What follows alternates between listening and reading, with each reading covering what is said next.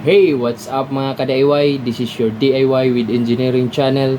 For today's video, pag-usapan natin ang tamang paggamit ng ating grinder. Basically, ang ating grinder is a power tools. Tinawag siyang power tools dahil meron siyang naka-attach na electric motor para maikot tong mechanism na to without any human labor. Yung paggamit ng grinder natin ka-DIY is parang driver's license lang natin to.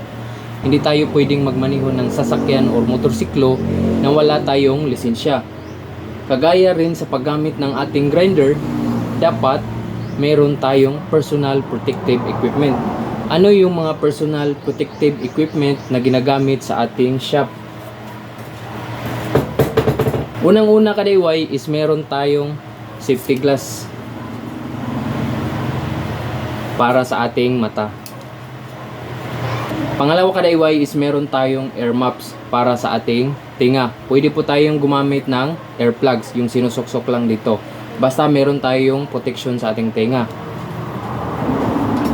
Pangatlo ka-DIY, meron tayong dust mask. Ito yung ginagamit ko, 3M. 3M yung brand niya. Hindi tayo sponsored. So, ito yung ginagamit ko.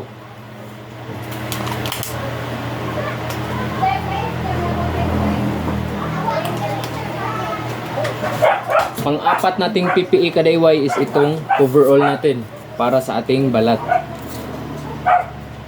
At sa ating kamay ka-DIY, meron tayong gloves.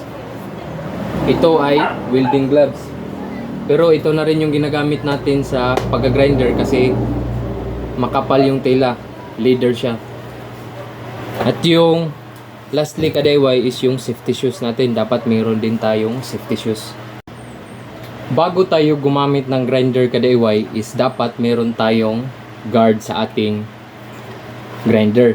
In case na mabasag to, yung cutting disc natin is may protection pa tayo dito na hindi lilipad yung nabasag na cutting disc papunta sa ating mukha. At sa ating grinder ka-DIY, meron din tayong extra handle na detachable.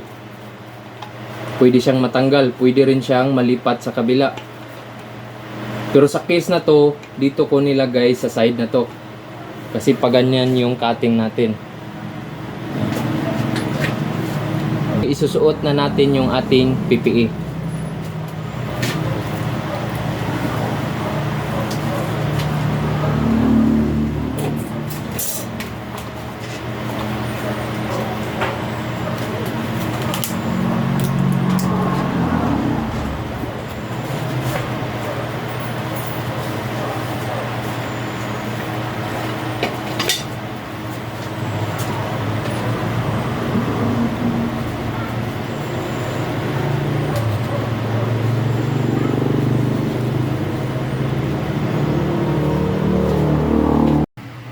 Ito na yung materials natin ka-DIY at mag-start na tayong mag-cutting.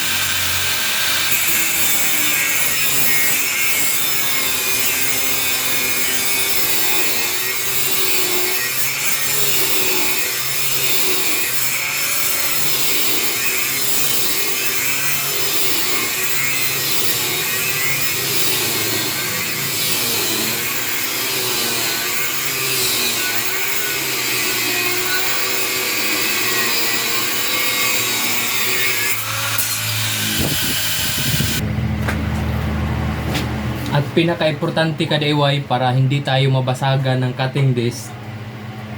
Halimbawa, dito na tayo sa kalagitnaan, kahit dito pa lang yung cutting disc natin, iwasan nating iganon yung grinder. So kung ito yung materialis, tas ito na yung nakat natin, pag ginanon mo yan at naka-fix pa to, pwede tayong mabasagan ng cutting disc. Hanggang dito lang yung video natin ka DIY. Sana may natutunan kayo. Maraming salamat.